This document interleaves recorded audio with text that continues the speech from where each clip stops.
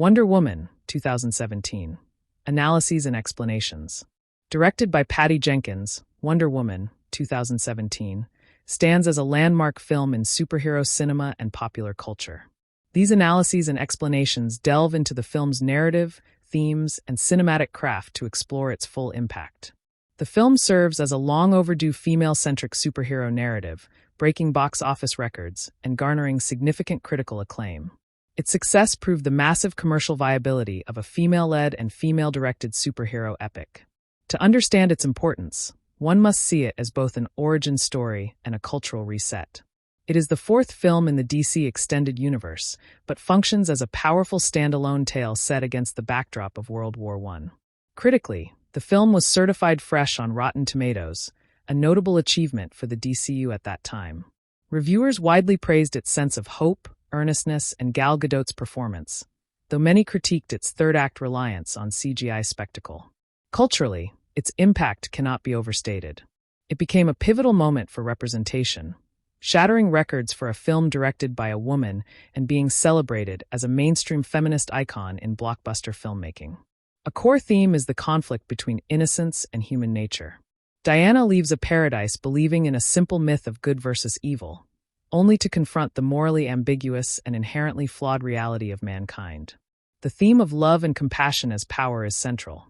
The film posits that true heroism stems from empathy and love for humanity, not just brute strength or a desire for vengeance. Destiny and free will are constantly negotiated. Diana is told she is a god-killer, destined to defeat Ares, but her journey becomes about choosing her own path and defining her own purpose beyond prophecy. The performance and chemistry between Gal Gadot and Chris Pine form the film's emotional core. Gadot's sincere, determined portrayal contrasts beautifully with Pine's world-weary pragmatism, creating a dynamic of mutual growth. Their relationship is built on respect and admiration. Steve Trevor is not a romantic prize, but a partner who challenges Diana's worldview, and she, in turn, rekindles his sense of hope and moral duty.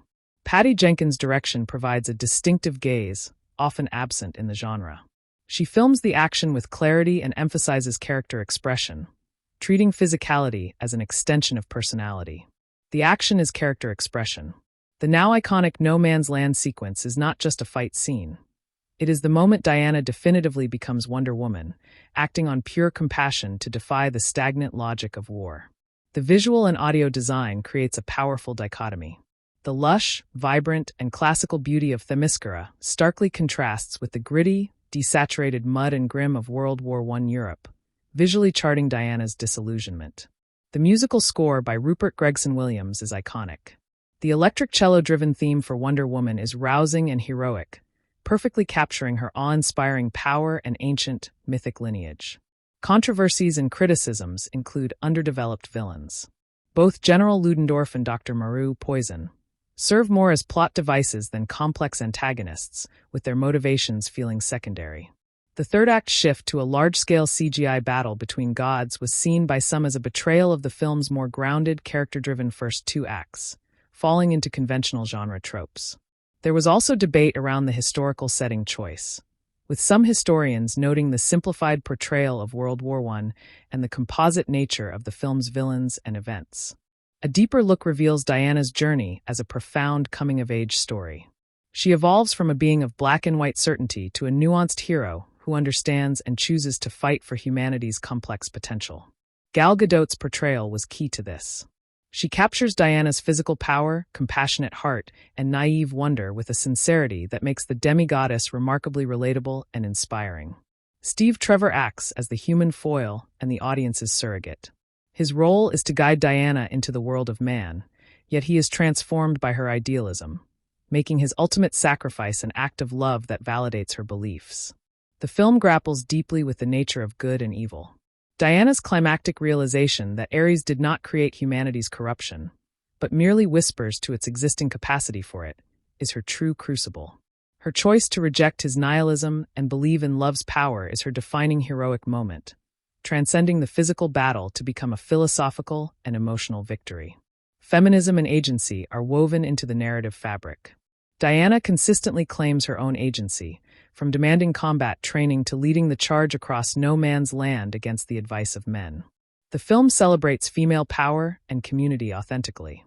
Themyscira is a society of diverse, powerful women, and their culture is shown with weight and history, not as a mere backdrop. Love is framed as the ultimate heroic act. In a genre often motivated by loss and revenge, Diana's drive is protective love, and Steve's sacrifice is a human mirror of that same ideal. Patty Jenkins' direction excels in emotional intimacy. She often lingers on close-ups, especially of Diana's face, capturing her reactions to the world's beauty and horror, grounding the epic in personal experience. The No Man's Land sequence works because it is a pure, unadulterated manifestation of character. Diana sees suffering, decides to act, and methodically defies the impossible, galvanizing the soldiers and the audience. The design of Themyscira and the Amazons' fighting style is purposeful. It is based on ancient Greek aesthetics and practical, flowing movements, contrasting with the rigid, mechanical warfare of mankind. The score underscores character development. Themes evolve and intertwine. Diana's heroic motif grows in confidence and power as she steps into her full identity throughout the film. A shortcoming lies in the conceptualization of Ares. While the twist of him being Sir Patrick Morgan is intriguing, his final armored form and the ensuing battle risk reducing the nuanced conflict to a standard fiery showdown. The pacing, for some, feels uneven.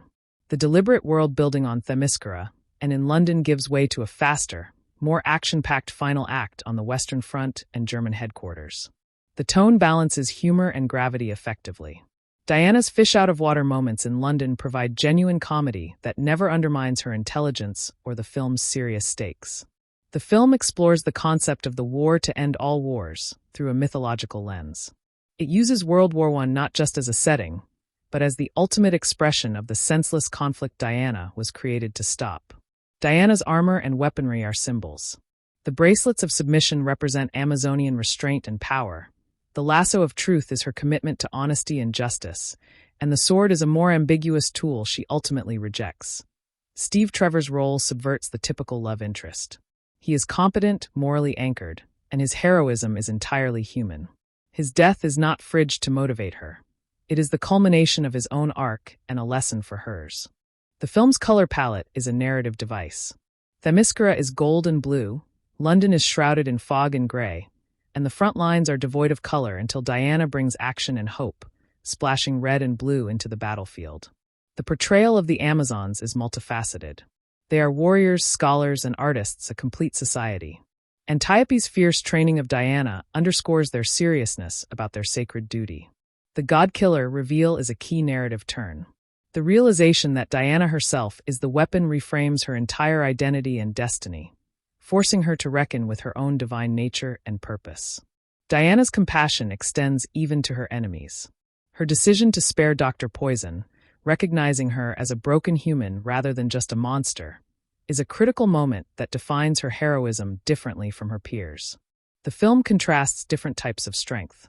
It shows physical Amazonian strength, the strategic and moral strength of Steve, and the enduring emotional strength of characters like Samir, Charlie, and Chief. The team assembled by Steve represents a microcosm of a world worth saving.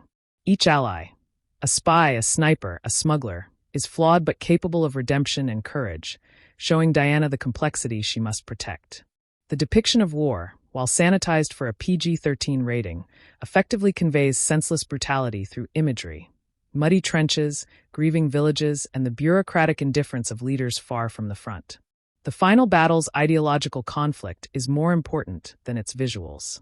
Ares represents cynical disillusionment, arguing that humanity is irredeemable. Diana's defiance is a statement of faith in free will and love's power. The film's earnestness is its superpower. In an era of cynical or deconstructed heroes, Wonder Woman believes wholeheartedly in virtue, justice, and heroism, delivered without irony. Diana's voiceover bookends the film, framing it as her recollection. This places the audience in her perspective, making her understanding and occasional misunderstanding of events the guiding thread. The costume design is historically and character-informed. Diana's battle armor is a practical evolution of her Amazonian attire, rooted in her culture while becoming a symbol on the world stage. The film uses mythology to explore real human failings. Ares is not the cause of war, but a personification of humanity's own capacity for reason corrupted by violent impulses and toxic ideology. Steve's sacrifice with the poison gas plane is a direct parallel to Diana's heroism. It is a purely human act of doing what you can to save others, mirroring her godly charge and proving that heroism is universal. The character of Etta Candy provides both humor and grounding. Her role as Steve's secretary highlights the gender limitations of the era, which Diana innocently brushes against and transcends. The film's success paved the way for a new era of blockbuster filmmaking. It demonstrated that audiences globally were eager for heroic stories centered on women, told with emotional authenticity. Diana's relationship with her mother, Queen Hippolyta, adds emotional depth. Hippolyta's fear and protectiveness come from love and traumatic loss, complicating Diana's departure with personal stakes. The contest for the God-Killer sword showcases Diana's innate abilities, but also her defiance. She wins not just through skill, but by rejecting the artificial limitations placed on her, claiming her birthright. The film's treatment of romance is mature. Diana and Steve's relationship develops through partnership and shared vulnerability, with their single intimate scene handled with tenderness and consequence. The concept of no man's land is literal and metaphorical. It is a space where no man can go, a stalemate created by men. Diana, as a woman and an outsider, is the only one who can, and must, cross it to break the deadlock. The reaction of the soldiers to Diana crossing no man's land is crucial. Their transformation from hopeless bystanders to inspired participants shows how one act of courage can mobilize others. The film subtly critiques institutional power. The War Committee in London is portrayed as ineffectual and compromised, while true change is effected by a small team of outsiders acting on conscience. Ludendorff's use of the final weapon gas represents the dehumanizing extremity of war. It is a weapon that kills without honor or distinction, making Diana's intervention to protect life all the more vital. Diana's shock at the horrors of war is our own.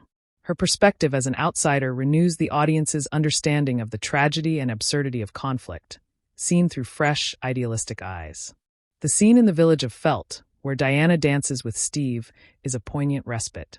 It showcases the simple, beautiful humanity she is fighting to protect: community, music, and connection. The film's cinematography by Matthew Jensen often frames Diana as a figure of awe and power, using low angles and heroic lighting, while also capturing intimate, human-scale moments in close-up. The sound design emphasizes impact. The crack of Diana's bracelets deflecting bullets, the whip of her lasso, and the thud of her shield all ground her powers in a tactile, visceral reality. The ethical dilemma posed by Ares is compelling. He argues he only reveals humanity's true nature, forcing Diana to choose between agreeing with his nihilism or defending humanity's capacity for good despite its flaws. Her choice to spare Dr. Poison is a rejection of the God-Killer, destiny in its simplest form. She chooses nuanced mercy over simplistic execution, defining her own morality. The film's legacy is intertwined with its cultural moment. It became a symbol of female empowerment, with imagery from the film used in real-world protests and movements. Diana's arc is from certainty, through disillusionment, to a wiser, more determined hope. She does not become cynical. She graduates from naive idealism to a conscious, chosen commitment to love. The portrayal of Themyscira's history via the painted temple murals is an efficient, beautiful piece of world-building. It visually conveys the Amazonian backstory and their conflict with Ares. Steve's final words, "I wish we had more time," resonate beyond romance. They speak to the universal tragedy of war and the preciousness of the life and love that Diana is sworn to protect. The film balances its mythological scale with relatable emotions. At its heart, it is about a person leaving home, learning hard truths about the world, and deciding what they stand for. The chemistry among the core team, Steve, Diana, Samir, Charlie, and Chief, provides warmth and camaraderie. Their banter and bonding make the stakes personal and their losses felt. Diana's innocence is never portrayed as stupidity. Her confusion over social norms and bureaucracy stems from a logical, alien perspective that often highlights the irrationality of man's world. The film's climax emphasizes that defeating Ares does not magically end the war. Men still choose to lay down their arms and celebrate. Peace is a human choice her action makes possible. Thematic resonance is found in small moments, like Diana's awe at seeing a baby for the first time. It reinforces what she is fighting for: the future, innocence, and potential. Patty Jenkins' vision unified all elements into a coherent whole. Her focus on Diana's emotional journey ensured that spectacle served character, not the other way around. The film's title sequence, with the iconic theme blaring over the shores of Themyscira, is a powerful statement of arrival. It announces the character's cinematic debut with grandeur and confidence. Wonder Woman ultimately succeeds by embracing the core tenets of its hero: truth, compassion, and courage. It offered a superhero film that was thrilling, heartfelt, and profoundly hopeful, carving a permanent space in the cinematic landscape and redefining what a superhero film could be. The film's narrative brilliance stems from its elegant structure, which mirrors a heroic epic poem.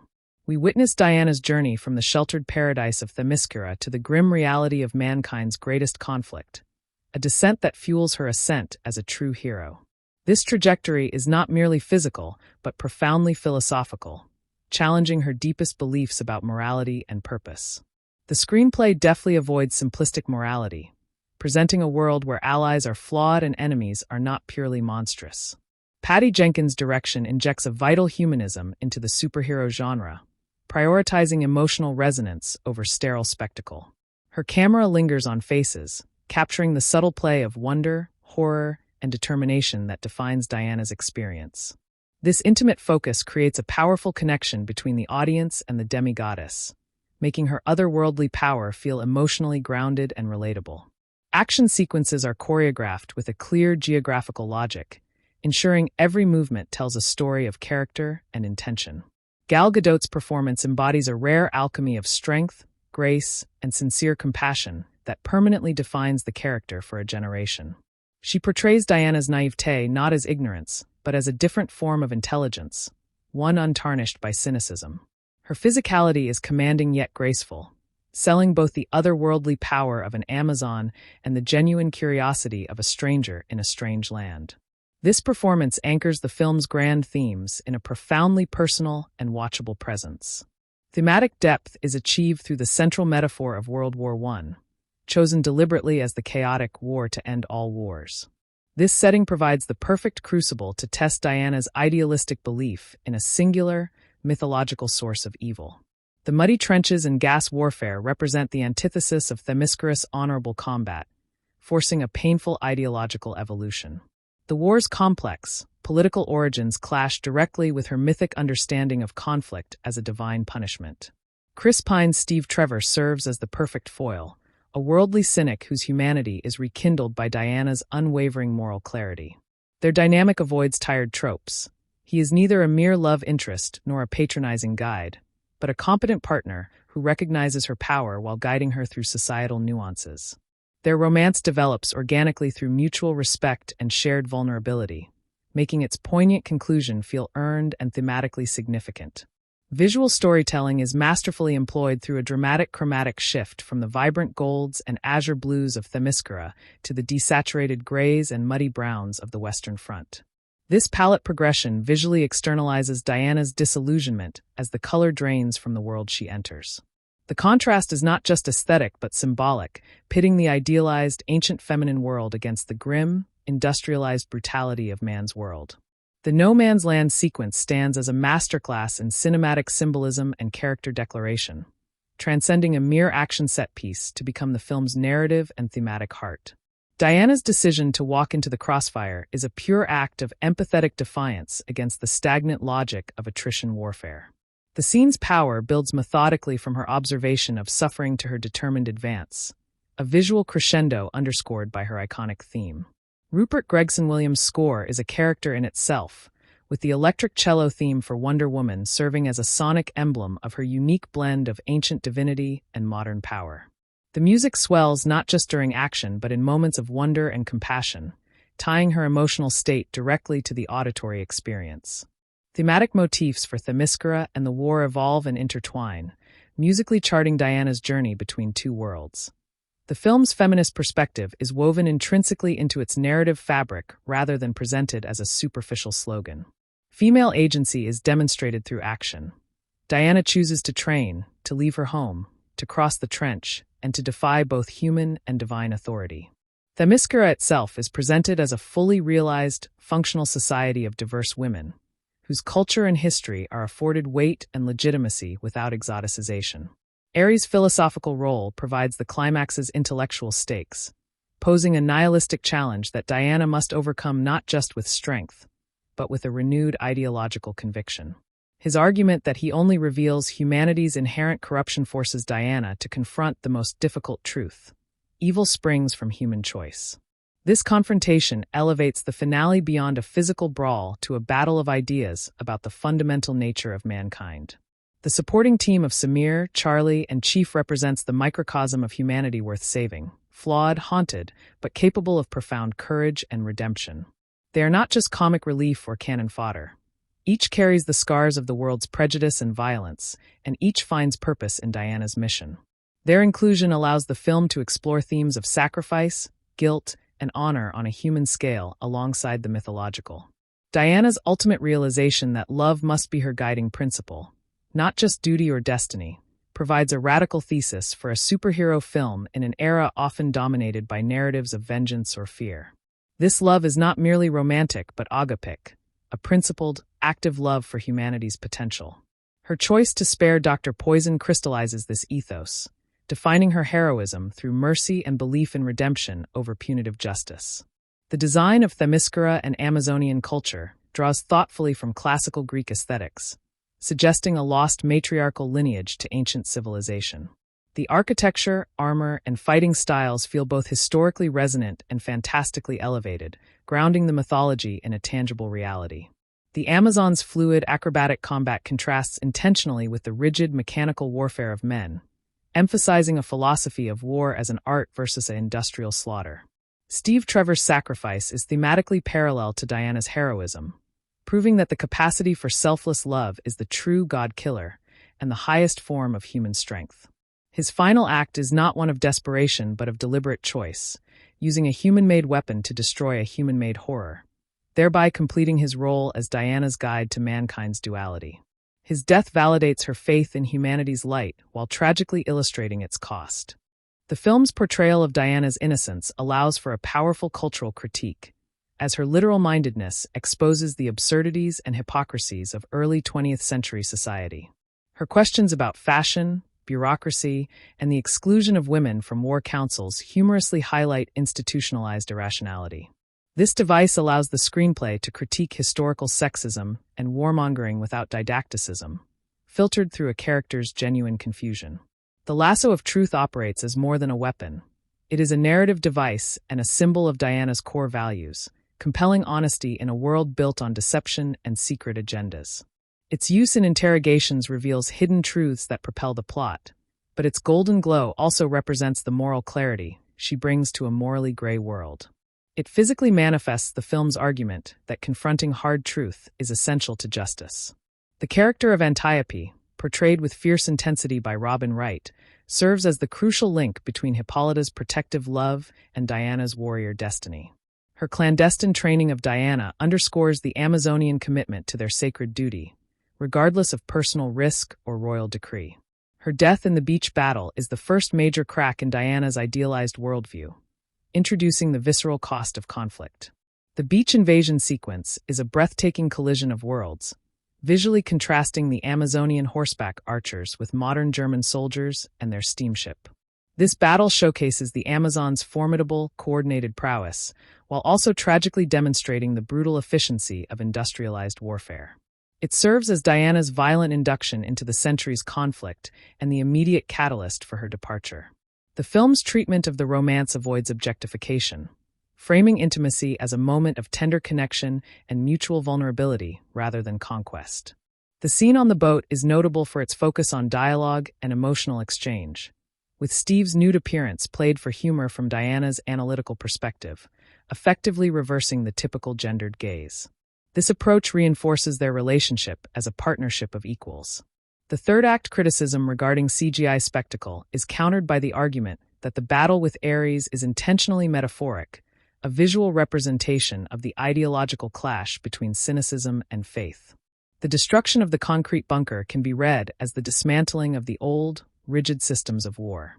While the execution may lean conventional, the core of the scene remains Diana's philosophical victory over despair.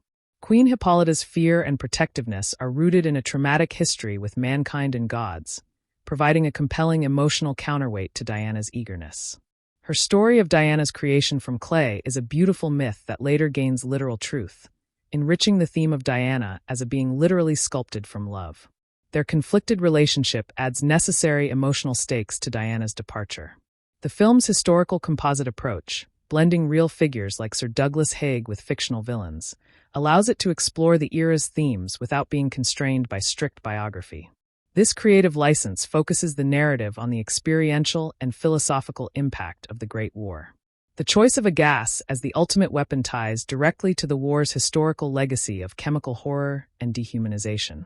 Diana's fish out of water experiences in London provide necessary levity, but also sharp cultural observation.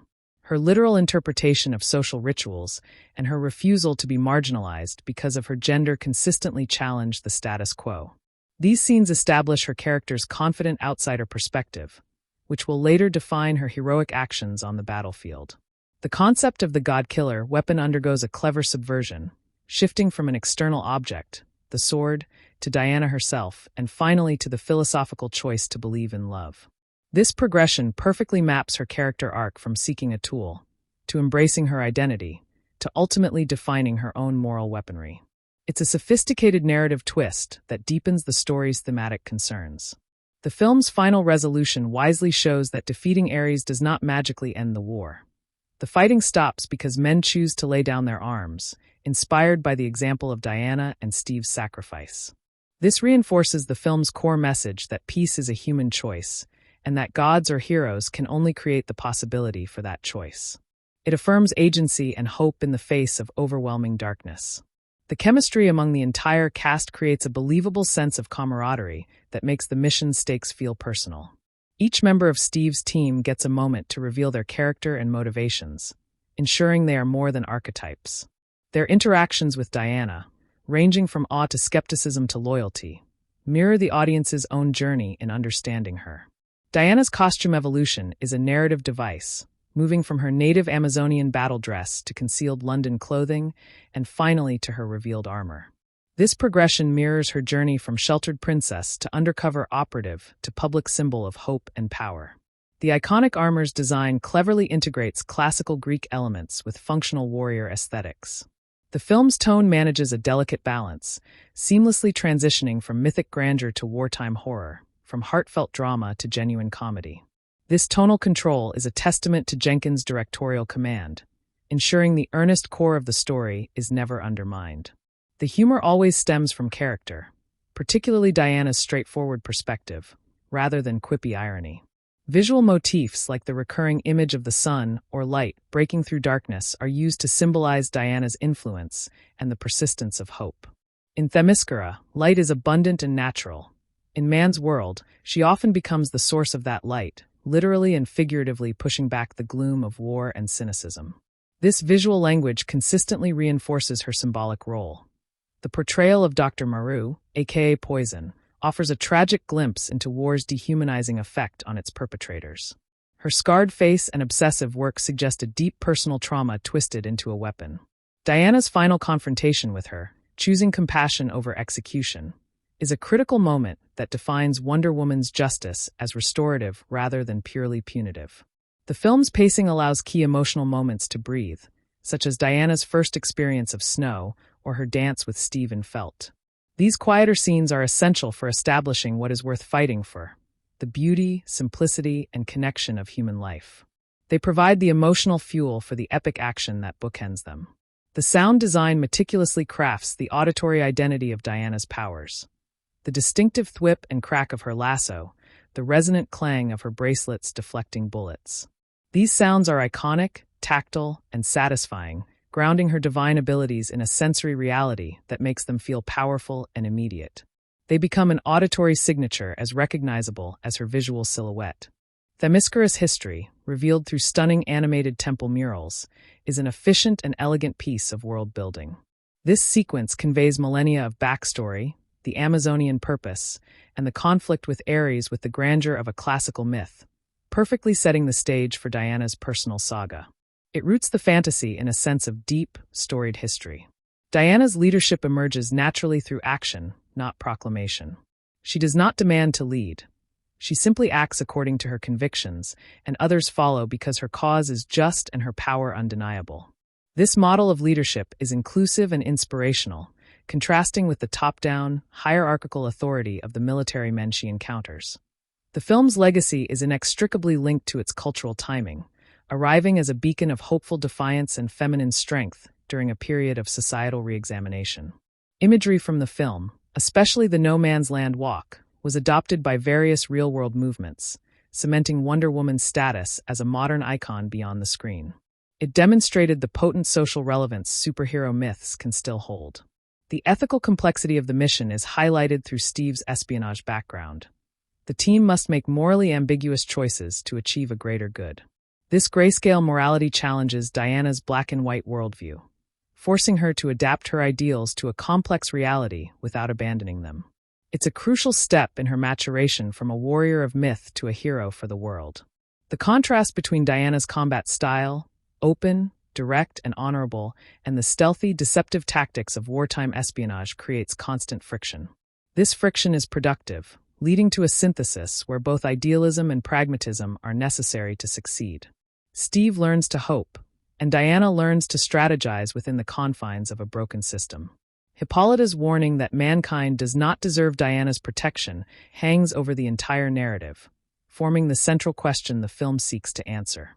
Diana's journey is, in essence, a search for evidence to refute or confirm her mother's cynical claim. Her final choice to fight for them, not because they deserve it but because of what they could be, provides the film's affirmative, uplifting answer.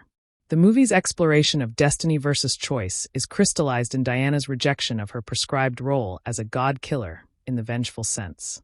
She redefines her destiny through her choices, to protect, to save, and to believe. This active authorship of one's fate is a powerful message, positioning heroism as a series of conscious decisions rather than a preordained path. The portrayal of wartime London is not just a setting but a character, a place of fog, bureaucracy, and muted desperation. It stands in stark contrast to the front lines, representing the distant, political engine of the war. Diana's disruption of a stodgy gentleman's club meeting symbolizes her challenge to this entire disconnected power structure. The character of Etta Candy provides a grounded, witty counterpoint and a glimpse into the limited roles available to women off the battlefield. Her respectful, awed friendship with Diana highlights the universal appeal of the Amazon's power and freedom, representing every woman who wishes to step beyond societal constraints. The film's emotional climax is arguably not the duel with Ares, but Steve's farewell and sacrifice. The success of this moment rests entirely on the chemistry and character work established beforehand, making his loss deeply felt and thematically central. His act completes his arc from disillusioned spy to true believer, and it gives Diana the ultimate proof of love's power she needs to triumph. The final image of the present-day Diana, galvanized by the memory of Steve's love and the photograph, bridges the origin story to her modern-day role. It suggests that her century-long heroism is fueled by this foundational belief in humanity's light, a belief hard-won in the trenches of World War I. It provides a perfect emotional button to her journey of becoming. The film's narrative architecture masterfully employs World War I not merely as a backdrop, but as the essential philosophical antagonist. This historical setting, a war of attrition and industrialized slaughter, becomes the ultimate test for Diana's mythologically rooted idealism. The choice of this conflict, often perceived as senseless and complex, directly challenges her initial belief in a simple divine corruption. This environment of muddy moral ambiguity forces her heroic identity to evolve beyond the archetype of a slayer of monsters into a protector of fragile potential. The war's very nature deconstructs her childhood myths, requiring a more nuanced and powerful form of hope to be forged in response. Diana's physical journey from Themyscira to London and the Western Front is paralleled by a profound internal voyage from certainty through disillusionment to a more mature, earned conviction. Her worldview, initially shaped by the clear parables of Amazonian history, undergoes a severe and necessary fracturing upon encountering human society. This process is painful but vital, as it strips away childish simplifications to reveal a sturdier, more compassionate understanding of good and evil. She learns that darkness is not an external force to be excised but an internal capacity to be resisted, a lesson that defines her unique heroic pathos. This arc ensures her character avoids static perfection, instead growing through vulnerability and transformative doubt. The island of Themyscira itself functions as a powerful narrative and thematic device, establishing a tangible utopia against which the failings of man's world can be measured. Its lush, sun-drenched landscapes and classical architecture present a civilization built on harmony, athleticism, and intellectual pursuit. This society of Amazons is not portrayed as a reactive refuge, but as a vibrant, self-sufficient culture with its own arts, governance, and sacred history.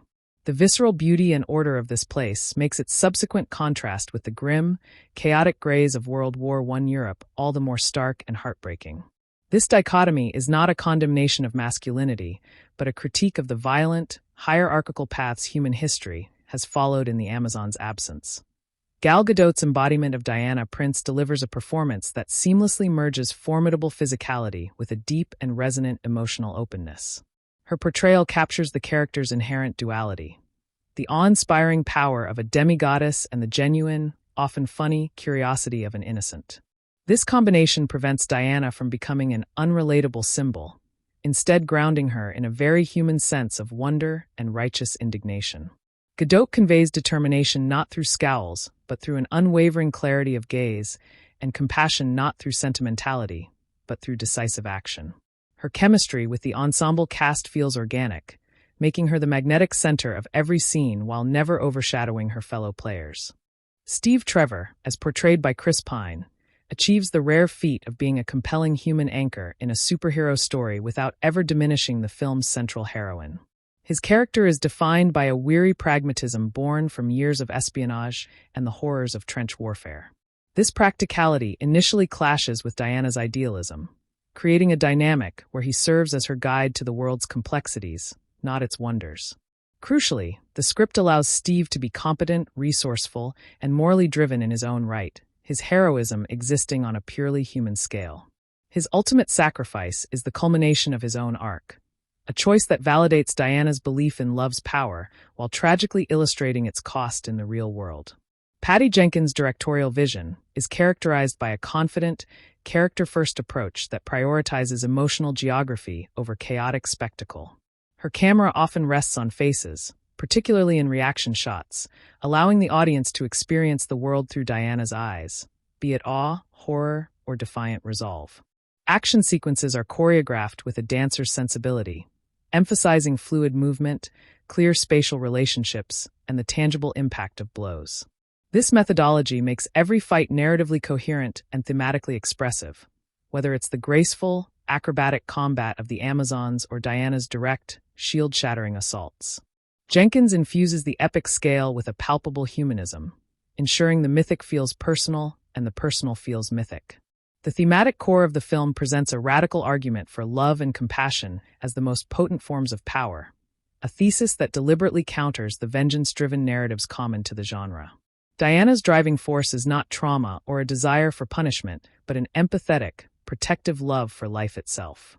This philosophy is tested to its limit when she confronts the full scope of human cruelty, yet she consciously chooses to reaffirm it. Her mercy towards Dr. Poison, in the climactic moment, is presented not as weakness, but as the ultimate expression of this strength, a defiant commitment to redemption over retribution. The film posits that true heroism lies in believing in the light, even when presented with overwhelming evidence of the dark. The no man's land sequence stands as the film's triumphant crystallizing moment, a perfect synthesis of character, theme, and cinematic spectacle. Diana's decision to advance is not a strategic military calculation, but a visceral, moral response to witnessed suffering. The scene's power builds methodically from her observation of the devastated village, to her defiant discarding of her cloak, to the iconic, deliberate walk under fire. Each deflected bullet and forward step visually declares her purpose: to confront suffering directly and to shatter the stagnant logic of despair.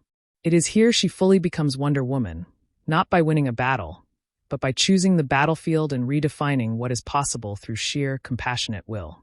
The visual design of the film operates on a principle of symbolic contrast, using color, texture, and light to externalize Diana's internal journey. Themyscira is rendered in warm, vibrant tones of gold, azure, and verdant green, with light filtering through pristine waters and marble colonnades. In stark opposition, the world of man is dominated by a palette of muddy browns, steely grays, and the sickly green of poison gas, often shrouded in fog or the gloom of night. Diana, in her primary colored armor, becomes a literal splash of heroic hue against this desaturation, visually representing the hope and mythic power she injects into the bleak historical reality. This deliberate chromatic storytelling deepens the narrative without a single line of dialogue.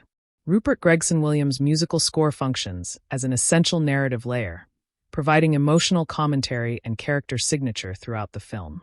The primary Wonder Woman theme, driven by electric cello and pounding war drums, is a masterstroke, simultaneously ancient, fierce, and exhilaratingly modern. Its motifs are deployed with precision, swelling not only during action but in moments of determination and discovery, tying Diana's emotional state directly to the audience's auditory experience. Separate thematic material for Themyscira, with its ethereal vocals and strings, and for the war, with its mournful, brass-heavy tones, creates a sonic landscape that clashes and eventually integrates, mirroring Diana's own arc of synthesis. The film's approach to feminism is integrated and proactive, demonstrated through narrative action and world-building rather than declarative statements. Female agency is presented as a natural, lived reality on Themyscira and a hard-won struggle in the human world. Diana consistently claims authority over her own body, mission, and beliefs, confronting patriarchal structures with a confusion that exposes their absurdity. The camaraderie among the Amazons is shown as deep, competitive, and supportive, a fully realized model of female community. This representation avoids the trap of making Diana a solitary, strong female character, instead situating her power within a legacy and a sisterhood. The philosophical confrontation with Ares provides the climax with its intellectual stakes, elevating the conflict beyond a mere contest of physical might. His role as the god of war is cleverly subverted. He does not create conflict but acts as a corrosive influencer, amplifying humanity's own worst impulses towards greed, fear, and violence. His argument is seductively logical, presenting all of human history as evidence for his nihilistic thesis. Diana's victory, therefore, is not achieved by overpowering him alone, but by intellectually and emotionally rejecting his worldview, choosing to fight for humanity's potential for good despite its proven capacity for evil. This battle of ideas gives the finale a thematic weight that persists beyond the CGI explosions. The ensemble of Steve's allies, Samir, Charlie, and Chief, serves as a vital microcosm of the world Diana seeks to save, each carrying the scars and complexities of human existence. They are not simplistic comic relief, but haunted men marginalized by the very world they are trying to preserve. A would-be actor blocked by prejudice, a sharpshooter disabled by trauma, a native guide profiting from the colonizers' war. Their gradual rallying to Diana's cause illustrates her power to inspire not just awe, but redemption and renewed purpose. Their individual moments of courage underscore the film's message that heroism exists on a spectrum, accessible to all who choose to act. Diana's relationship with her mother, Queen Hippolyta, adds profound emotional depth and complication to her departure from paradise. Hippolyta's protectiveness is not portrayed as smothering, but as a love forged in traumatic loss and a bitter understanding of mankind's dangers. The conflict between a mother's desire to safeguard her child and a hero's destiny to face danger creates a relatable and poignant tension. Their final parting on the beach is charged with this unspoken history, giving Diana's choice to leave a layer of painful sacrifice that enriches her character's motivation. Hippolyta's fear represents the voice of tragic experience, a voice Diana must honorfully disobey to fulfill her purpose. The film's production design meticulously grounds its fantasy elements in a tangible reality, making the mythic feel historically plausible. The armor and architecture of Themyscira draw authentically from classical Greek aesthetics, suggesting a legitimate, lost lineage. Conversely, the human world is detailed with period-accurate costumes, vehicles, and weapons, from the fashions of London to the German war machines. This commitment to texture in both realms prevents the story from feeling abstract or cartoonish, instead allowing the magical and the historical to collide with a visceral sense of consequence. The design work consistently serves the story, making Diana's crossover between worlds feel astonishing yet believable. The lasso of truth operates on multiple levels, as a unique weapon, a plot device, and the ultimate symbol of Diana's ethical code. Its magical property to compel honesty is used practically to extract information, but its golden glow also represents the moral clarity she brings to a shadowy world of espionage and deceit. In a narrative filled with hidden agendas and propaganda, the lasso becomes a tool for cutting through illusion to reach essential truths. Its use reinforces the film's core argument that facing reality, however unpleasant, is the necessary foundation for any just action, making it the perfect instrument for a hero built on compassion rather than vengeance. The beach battle sequence is a breathtaking and tragic collision of epics and ideologies, executed with stunning visual clarity. The arrival of the German warship in the idyllic waters of Themyscira is a violent intrusion of the modern into the ancient. The combat showcases the Amazon's breathtaking, coordinated prowess, horseback archery, acrobatic spear work, against the mechanized, bullet-spraying warfare of the soldiers. This sequence serves as Diana's brutal baptism into the century's violence, demonstrating both the cost of conflict with Antiope's death and the terrifying efficiency of the weaponry she must later face. It viscerally establishes the stakes and the stark difference between heroic duel and industrialized slaughter. The film's handling of the romance between Diana and Steve is marked by maturity, mutual respect, and a reversal of the typical gendered gaze. Their connection develops through shared purpose and vulnerability, not superficial attraction. The famous boat scene is revolutionary for its humor stemming from Diana's analytical observation of Steve's nudity, effectively placing the male body as the object of a female perspective. Their single intimate moment is treated with tenderness and consequence, framed as an equal exchange of vulnerability that deepens their bond. This approach ensures the romance enhances both characters' arcs without diminishing Diana's autonomy or power. Criticism of the third-act CGI spectacle often overlooks the metaphorical intent within the confrontation with Ares. The battle, while visually conventional, represents the dismantling of the old, rigid systems of war, literally breaking the bunker of German high command. Ares' attempt to corrupt Diana by appealing to her grief and anger mirrors the inner struggle every hero faces when confronted by profound loss. Her triumph is secured not when she blasts him with lightning, but when she consciously chooses to reconnect with the memory of Steve's love, actively weaponizing compassion against despair.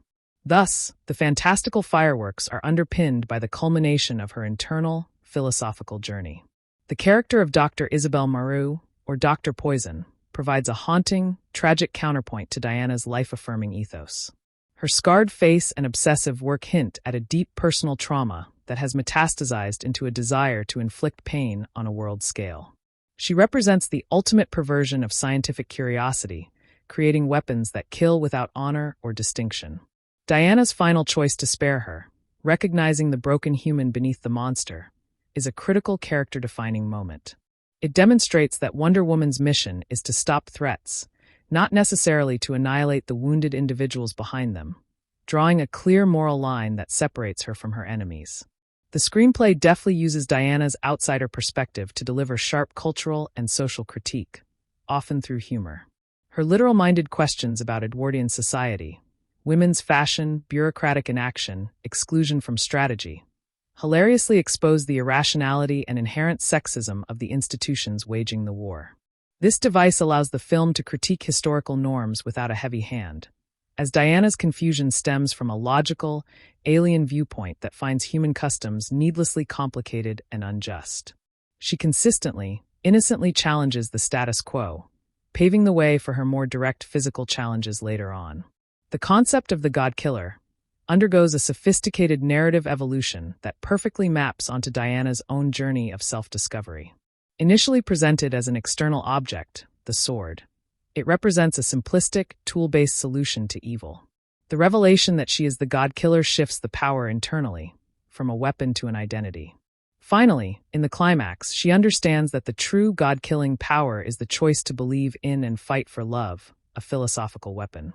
This three-stage progression, from artifact to self to ideal, beautifully symbolizes her growth from a seeker of tools to a wielder of transcendent principles. The film's resolution makes the intellectually honest choice that defeating Ares does not magically end the war with a wave of divine magic. The fighting ceases because the German soldiers, witnessing the destruction of their leadership and the example of sacrifice, choose to lay down their arms, and the Allied soldiers choose not to fire. This crucial detail reinforces the film's core thesis. Peace is a human choice, and heroes can only create the space and inspiration for that choice to be made. It affirms human agency and responsibility, preventing the narrative from offering an easy, deus ex machina solution to the complex problem of human conflict. The found family dynamic among Steve, Diana, Samir, Charlie, and Chief provides the film with warmth, humor, and a tangible sense of shared stakes. Each member gets a moment to reveal their history and motivations, ensuring they are distinct characters, not archetypes. Their banter and growing loyalty make the mission feel personal, and their collective skills showcase how a diverse team, united by a just cause, can achieve what individuals cannot. This micro-community represents the better world Diana fights for, one where differences are strengths and collaboration triumphs over isolated power. Diana's costume serves as a visual timeline of her integration into an ultimate transcendence of the human world. Her functional and beautiful Amazonian battle dress represents her authentic self. Her constraining Edwardian gowns in London symbolize the unnatural roles society attempts to impose upon her. Her final, revealed armor is a synthesis. It retains the classical Greco-Roman aesthetic of her homeland, but is battle-ready for the modern world. This evolution visually narrates her journey from hiding her nature, to operating within societal constraints, to finally publicly embracing her full, powerful identity as a beacon for others. Patty Jenkins masterfully controls the film's tone, allowing it to shift gracefully from epic myth to wartime thriller, from heartfelt drama to character-driven comedy. This tonal balance is crucial in making Diana's earnestness palatable and powerful, as it is contextualized within a world that is both horrifying and beautiful. The humor, largely derived from Diana's perspective, never undercuts the gravity of the war, and the moments of tragedy are never manipulative. This directorial confidence allows the film to fully embrace its core of optimistic sincerity without verging into camp or naivete, a difficult and vital achievement. Recurring visual motifs, such as the breaking of dawn or beams of light piercing darkness, are employed to symbolize Diana's influence and the persistent force of hope. On Themyscira, light is abundant and natural. In the human world, darkness is pervasive, and Diana often becomes the active source of illumination, whether stepping into the sunlight on the London street or radiating power during the final battle. This visual language consistently frames her not just as a warrior, but as a literal and metaphorical light-bringer, reinforcing her symbolic role as a counter to the gloom of cynicism and despair. The film's pacing thoughtfully allocates time for quiet, character-defining moments that establish what is truly worth saving. Scenes like Diana experiencing snow for the first time, or her joyful dance with Steve in the liberated village of Felt, are not narrative diversions but essential emotional anchors. These sequences showcase the simple, profound beauties of human existence: curiosity, community, music, and connection. They provide the tangible answer to the question of why this flawed world merits protection, fueling Diana's resolve and giving the audience an emotional stake in her success beyond mere victory over a villain. The sound design meticulously crafts a unique auditory signature for Diana's powers, grounding the fantastical in a visceral, tactile reality. The distinctive thwip and crackle of the lasso of truth, the resonant, metallic clang of her bracelet's deflecting bullets, and the deep thud of her shield impact are all iconic and purposeful. These sounds are satisfying on a sensory level, making her abilities feel powerful, immediate, and real. They create an audio identity as recognizable as her visual silhouette, enhancing her presence and making every action feel consequential and weighty. The animated sequence depicting the history of the Amazons through temple murals is an elegant and efficient piece of world building. This stylized narration conveys millennia of backstory, the divine purpose of the Amazons, and their ancient conflict with Ares with the grandeur and economy of a classical frieze. It establishes the mythological stakes and the deep historical roots of Diana's quest in a way that feels integral to the culture of Themyscira itself. This method roots the fantasy in a sense of deep artistic history, making the exposition feel organic and immersive rather than a dry information dump. Diana's model of leadership emerges organically through action and moral example rather than title or decree. She does not demand to lead the mission.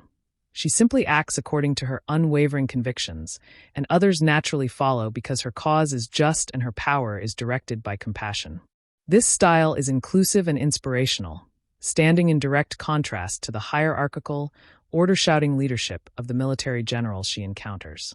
She leads by protecting the vulnerable and walking into danger first, demonstrating that true authority is earned through empathy and courage, not bestowed by rank.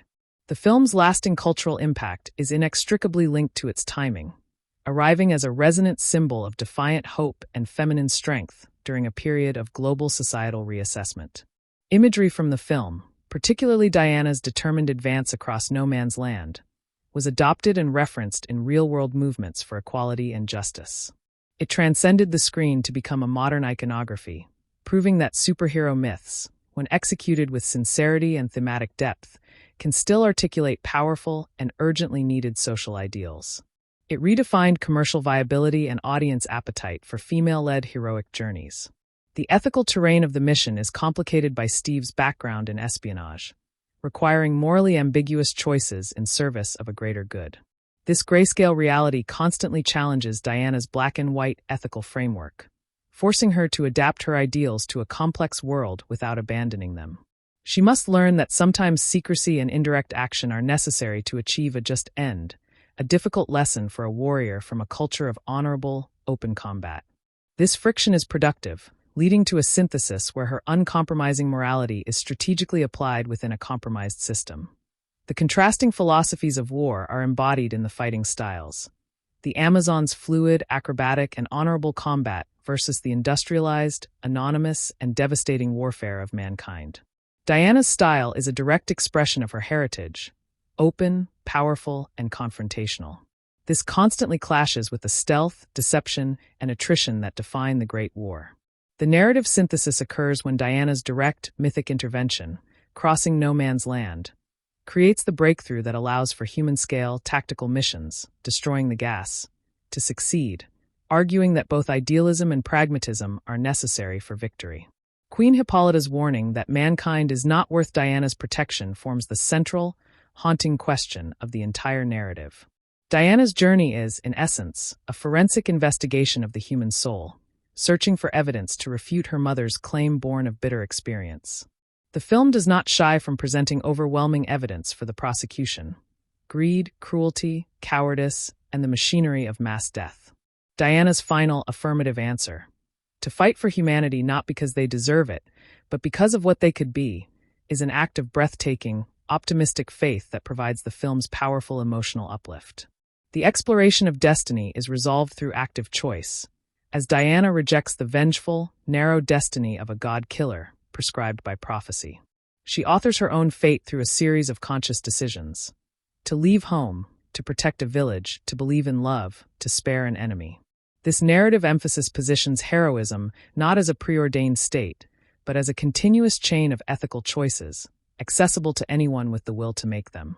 Diana's power is innate, but her heroism is a product of her decisions, making her an inspiring model of agency and responsibility.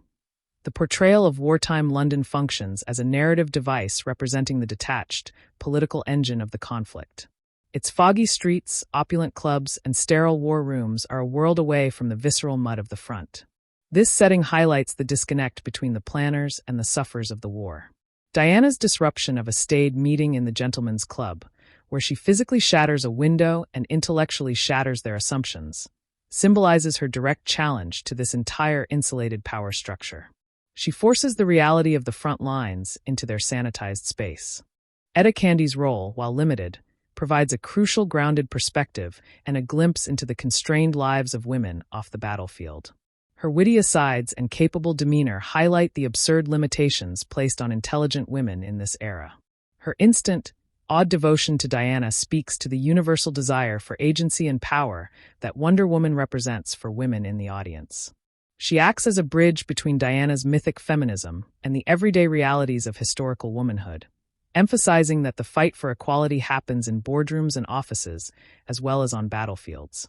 The emotional climax of the film is strategically placed as Steve's sacrifice, a moment that succeeds due to the profound chemistry and character work established throughout. His choice is the ultimate expression of doing what you can with what you have, a purely human act of heroism that perfectly mirrors Diana's divine charge. This act completes his arc from a disillusioned mercenary to a true believer in a cause greater than orders or country. It provides Diana with the ultimate, heartbreaking proof of love's tangible power, the evidence she needs to spiritually overcome Ares' nihilism in the subsequent physical battle. The final coda, returning to the present day with Diana viewing the photograph, beautifully bookends the origin story and connects it to her enduring mission. The photograph is not just a memento, it is a talisman of her hard-won faith, a physical anchor to the specific love and sacrifice that taught her to believe in humanity. This moment suggests that her century of heroism is continuously fueled by this foundational experience, a wellspring of hope forged in the trenches of World War I. It provides a perfect, emotionally resonant bridge from her becoming to her eternal being as Wonder Woman. The film's narrative structure operates as a sophisticated philosophical inquiry, using the superhero origin template to explore foundational questions about human nature and moral responsibility. This approach elevates the material beyond mere spectacle, inviting the audience to engage with Diana's ideological struggles as deeply as her physical battles. Each major sequence is designed to systematically dismantle her initial worldview, replacing childish certainty with a more powerful, nuanced understanding of her purpose. The journey is meticulously plotted to ensure that every encounter, from the trenches to a London gala, serves as a data point in her evolving thesis on mankind. Diana's intellectual and emotional maturation forms the true backbone of the plot, with her physical prowess serving as an expression of her developing convictions. This internal arc transforms her from a warrior following a pre-written myth into a true hero authoring her own ethical code. The moments of greatest tension often arise not from physical threats but from cognitive dissonance, as her innate sense of justice clashes with the convoluted rationalizations of human society. Her ultimate victory is secured not when she unleashes her fullest power, but when she consciously chooses the principle by which that power will be governed. The utopian society of Themyscira is rendered with such tangible detail and cultural specificity that its loss is felt as a genuine emotional wound for the audience. This civilization functions as a living argument for a different historical possibility, one where strength is channeled into art, knowledge, and communal protection. The Amazons are not monolithic. They are individuals with distinct personalities, debates, and artistic expressions, from Antiope's fierce discipline to Menelip's spiritual guidance. This rich establishment makes their subsequent isolation and the violation of their shores resonate with profound tragedy, emphasizing what is at stake in the world of man. Gal Gadot's performance is a masterclass in conveying profound strength through openness rather than stoicism, redefining on-screen heroism for a new generation. Her Diana possesses an emotional transparency that is both her greatest vulnerability and her most formidable asset, disarming cynics and inspiring followers. This portrayal consistently chooses curiosity over jadedness, allowing the character to maintain her moral core without appearing naive. Gadot communicates volumes through subtle shifts in posture and expression, whether it's the tilt of her head when puzzled or the unwavering set of her shoulders when resolve takes hold. Her physicality is never aggressive but assured, a natural extension of her divine heritage and rigorous training. Steve Trevor's narrative function extends far beyond romantic interest, positioning him as the essential bridge between Diana's mythological framework and the gritty reality of human conflict. His expertise lies in navigation, not just of geography but of moral compromise, bureaucratic obstacles, and the fragile alliances of war. This role requires him to be the translator of human folly, explaining the inexplicable with a weary pragmatism that never excuses the darkness he describes. His heroism is deliberately mundane yet extraordinary, consisting of espionage, persuasion, and sacrifice, providing a crucial counterpoint to Diana's world-altering capabilities. Their dynamic succeeds because it is a true partnership of complementary skill sets and perspectives. Patty Jenkins' authorial signature is most evident in her deliberate pacing and composition, which grant the mythic story a rare emotional weight and spatial coherence.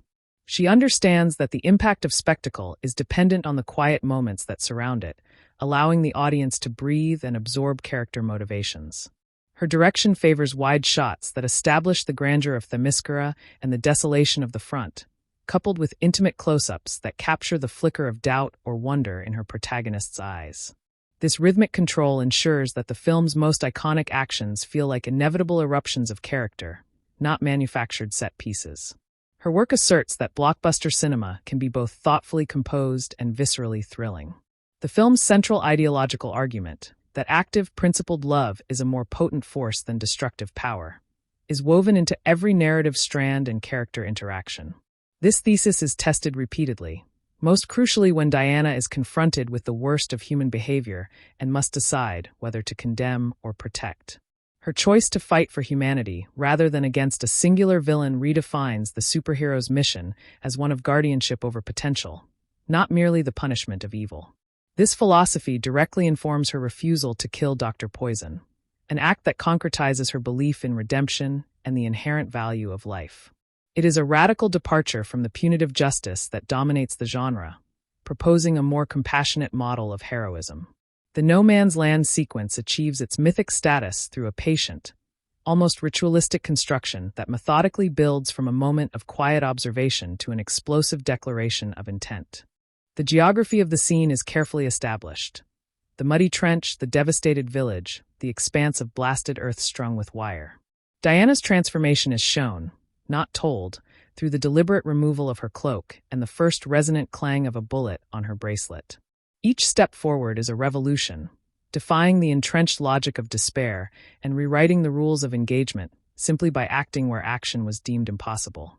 This scene is the film's thesis statement in motion, proving that the mere decision to confront suffering can, in itself, change the world.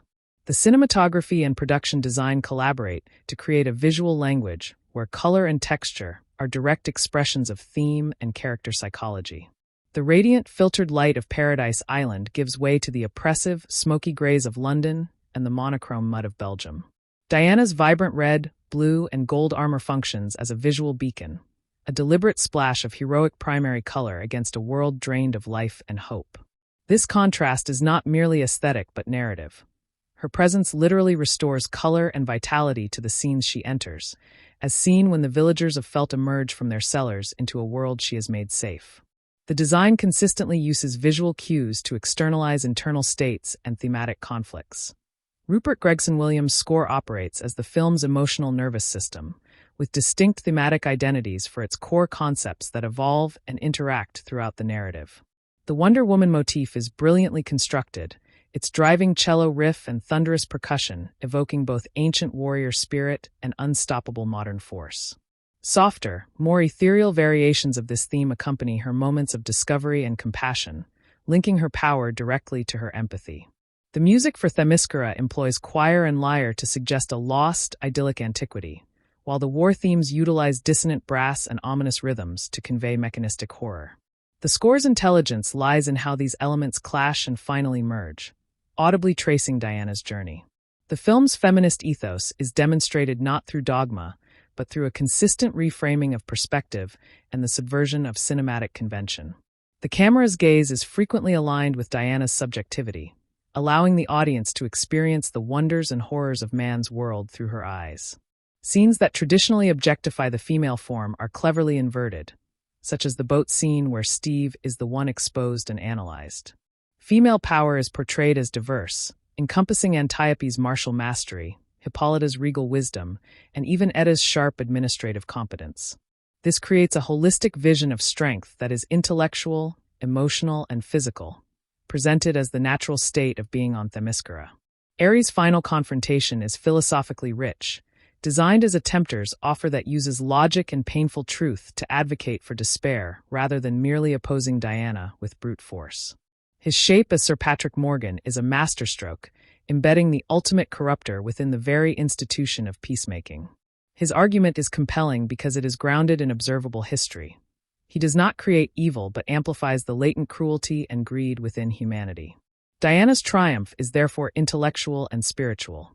She must find a reason to believe in love's power that is stronger than his evidence for hate's inevitability.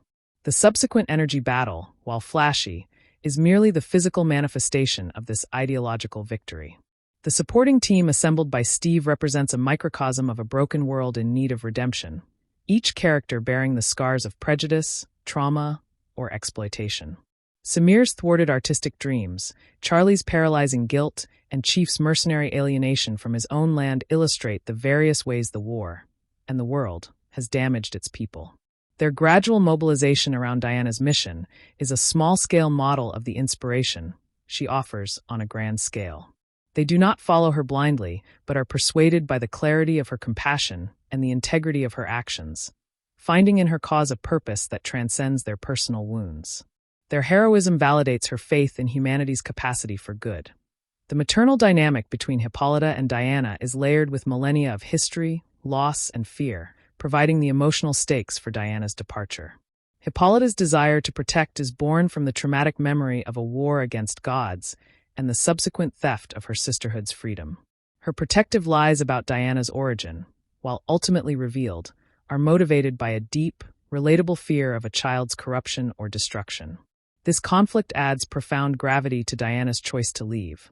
She is not merely rebelling against a parent, but willfully walking into the heart of the darkness her mother fought to escape. Their parting is charged with this unspoken history, making it a true tragedy of diverging paths. The film's dedication to tangible world-building is evident in the meticulous design of both the fantastical and historical elements, ensuring they occupy the same believable cinematic space. The armor of the Amazons shows wear and individual customization, suggesting a living, practical culture. The human world, from the leather upholstery of London offices to the rusted steel of German factories, feels authentically grounded in 1918.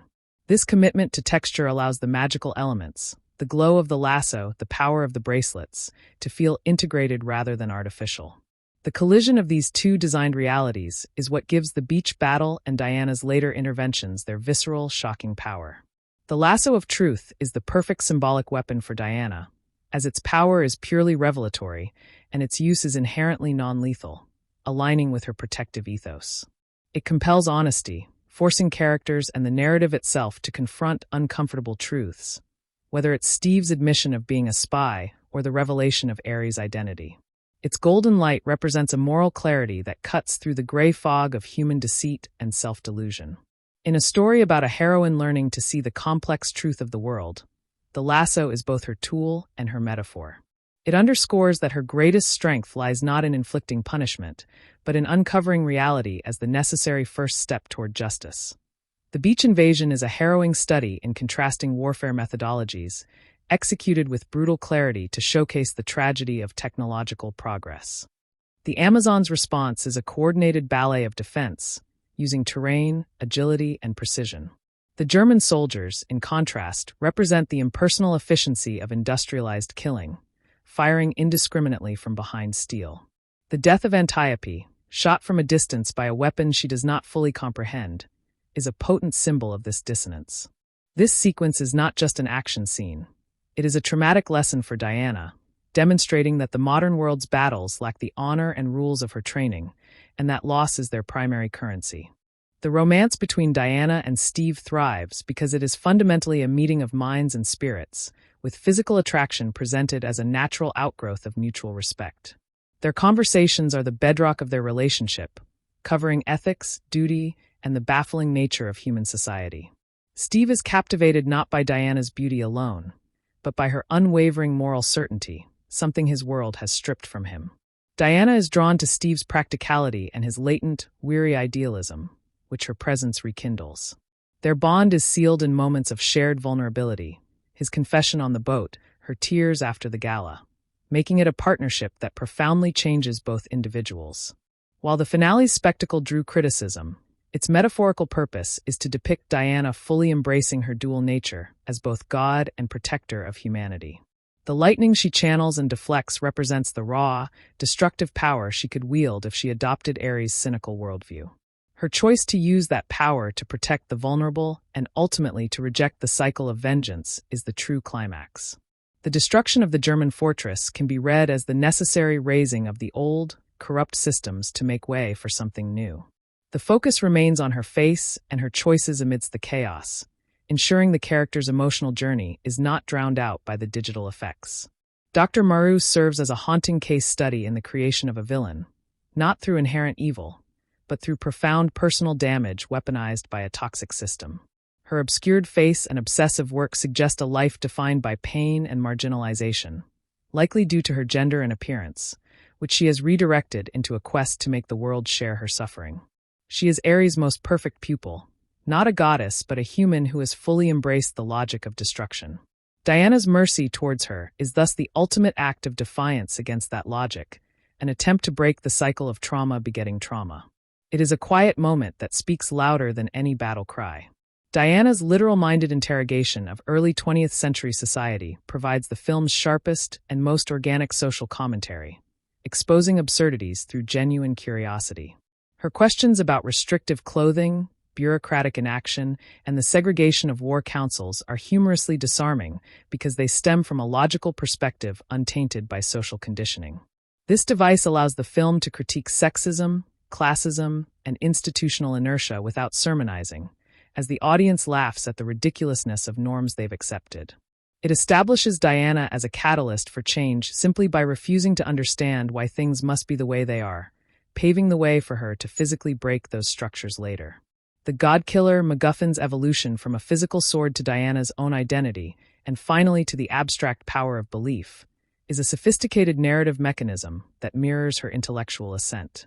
The sword represents a simplistic, external solution, a tool for a singular task. The revelation that she is the weapon internalizes the power, making the conflict personal and existential. Her ultimate understanding that the true God-killing force is love's choice over hate's inevitability completes the transformation from the physical to the philosophical. This progression beautifully charts her growth from a soldier following orders, to retrieve a weapon, to a philosopher queen defining her own doctrine. The film's denouement wisely avoids a magical peace, instead showing a cessation of hostilities born from human choice inspired by heroic example. The German soldiers lay down their arms not because a spell is broken, but because the symbol of their command, Ludendorff, is gone, and they witness an act of divine compassion. The Allied soldiers hold their fire in response, choosing a moment of humanity. This carefully constructed outcome reinforces the film's core tenet. Heroes do not impose peace. They create the conditions where peace can be chosen. It affirms free will and human responsibility, offering a hopeful but realistic conclusion to the arc of the war narrative. The camaraderie of the mission team provides essential emotional warmth and a model of found family, showcasing unity across lines of nationality, race, and trauma. Their interactions are laced with humor that never mocks their individual pains, but instead builds rapport through shared hardship. Each member's skill, Samir's charm, Charlie's aim, Chief's tracking, is vital to the mission's success, demonstrating that a just cause requires a diversity of talents.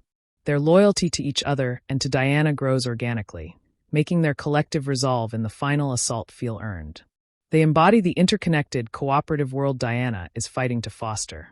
Diana's sartorial journey is a subtle but powerful visual narrative of assimilation, resistance, and ultimate self-declaration.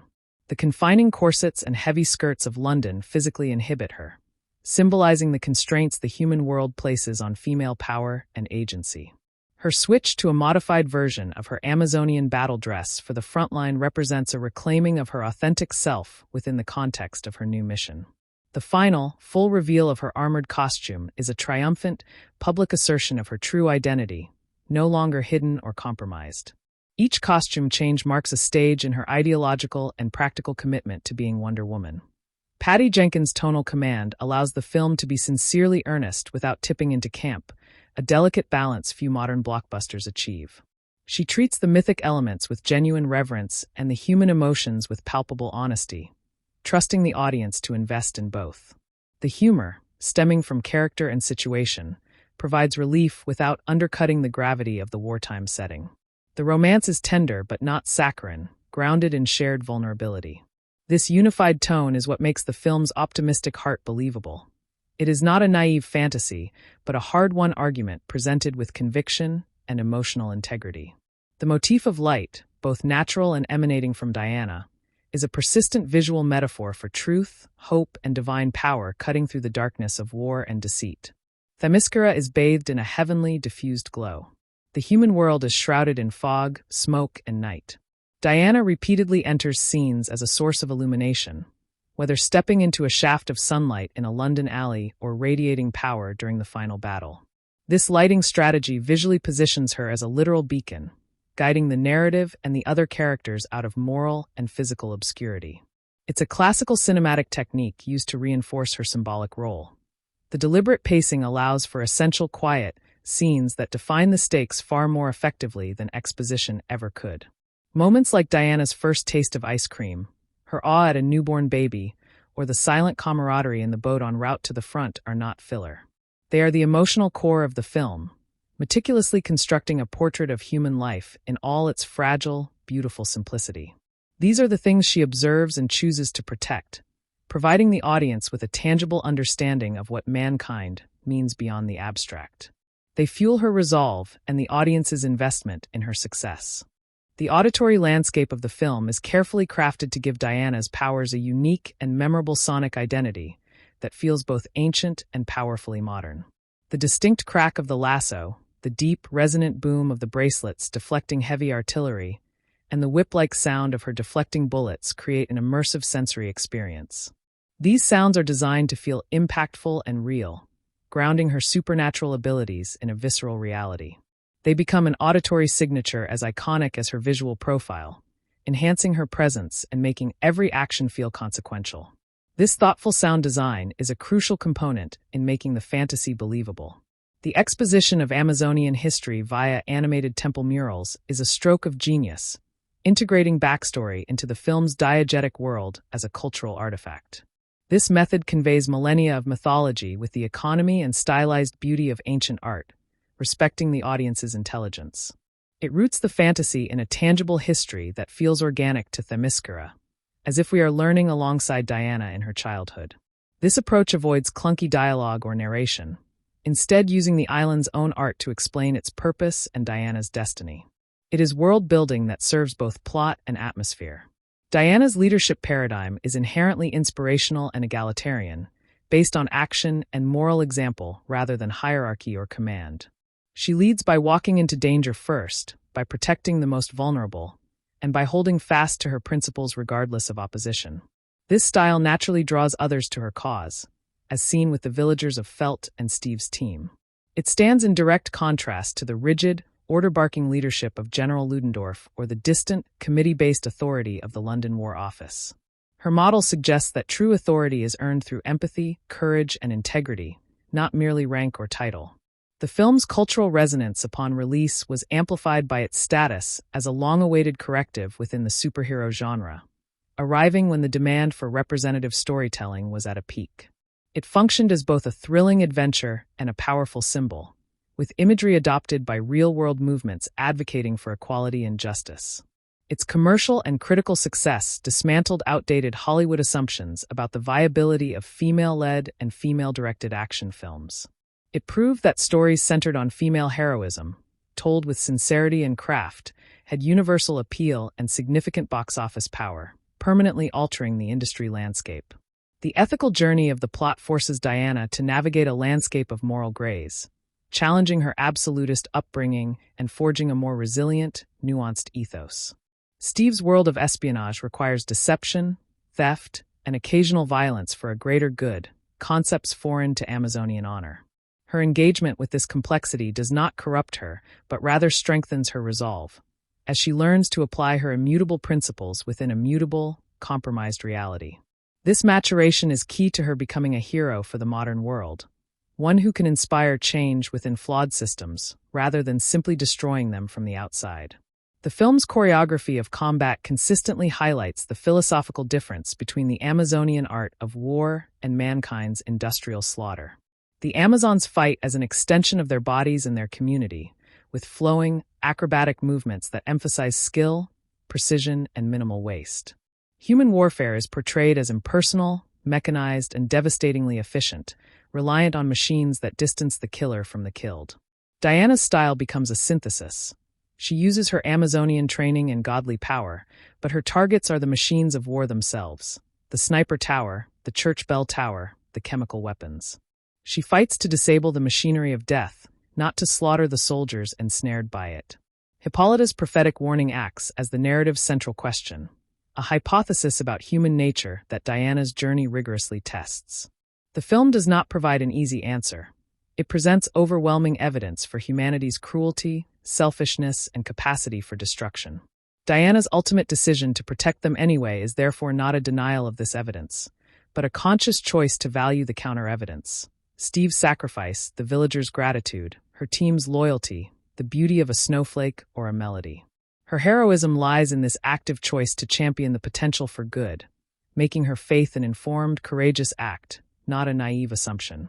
The theme of self-authored destiny is powerfully realized as Diana repeatedly rejects the passive, preordained roles others attempt to assign her.